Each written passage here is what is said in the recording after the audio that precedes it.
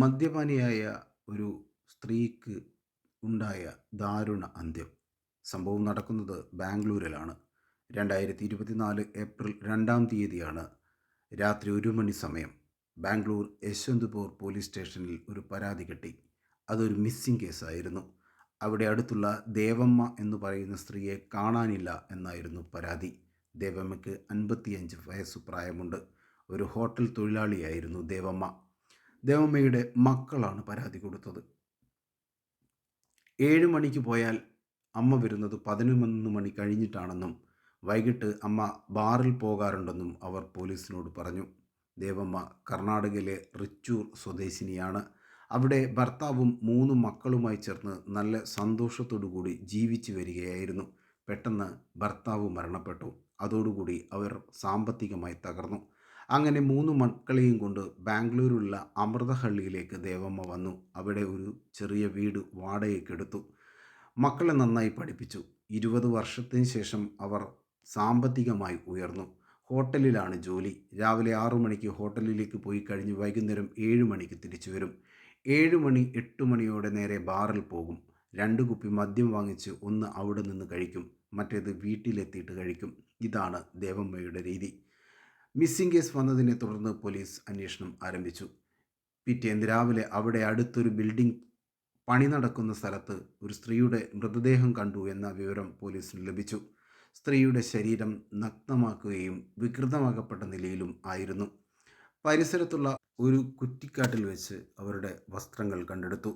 അങ്ങനെ അത് ദേവമ്മ ആണെന്ന് മക്കൾ തിരിച്ചറിഞ്ഞു. മൃതദേഹം പോസ്റ്റ്മോർട്ടം ചെയ്ത് റിപ്പോർട്ട് വന്നപ്പോൾ എല്ലാവരും ഞെട്ടി.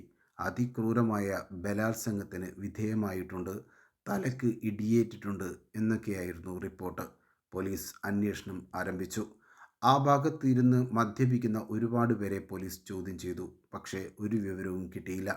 പോലീസ് CCTVകൾ പരിശോധിച്ചു. അപ്പോഴാണ് ഒരു ചെറുപ്പക്കാരൻ ദേവമ്മയെ നോക്കി നിൽക്കുന്ന ദൃശ്യങ്ങൾ കാണാൻ കഴിഞ്ഞത്. മറ്റൊരു ക്യാമറയിൽ ആ ചെറുപ്പക്കാരൻ ദേവമ്മയെ പിന്തുടരുന്ന ദൃശ്യവും ലഭിച്ചു. ഏകദേശം 19 വയസ്സു പ്രായമുള്ള ഒരാളായിരുന്നു അയാൾ. കൂടുതൽ അന്വേഷണം നടത്തിയപ്പോൾ ആ ബിൽഡിങ്ങിൽ തന്നെ പെയിൻറ്റിംഗ് പണിക്ക് വന്നിട്ടുള്ള ആളാണെന്ന് മനസ്സിലായി. പോലീസ് അവനെ അറസ്റ്റ് ചെയ്തു. ആദ്യം വിസമ്മതിച്ചെങ്കിലും പിന്നീട് അയാൾ കാര്യങ്ങളെല്ലാം പോലീസിനോട് പറഞ്ഞു. സ്ഥിരമായി കുപ്പി വാങ്ങാറുള്ള ദേവമ്മയെ അവൻ ശ്രദ്ധിക്കുകയും പിന്നീട് പരിചയപ്പെടുകയും ചെയ്തു. രണ്ടുപേരും ഒരുമിച്ച് മദ്യപിക്കാൻ തുടങ്ങി. ഒരിക്കൽ ദേവമ്മയോട് തനിക്ക് ശാരീരിക ബന്ധത്തിന് താല്പര്യമുണ്ടെന്ന് അവൻ തുറന്നു പറഞ്ഞു. അപ്പോൾ ദേവമ്മ അവനോട് ദേഷ്യപ്പെട്ടു.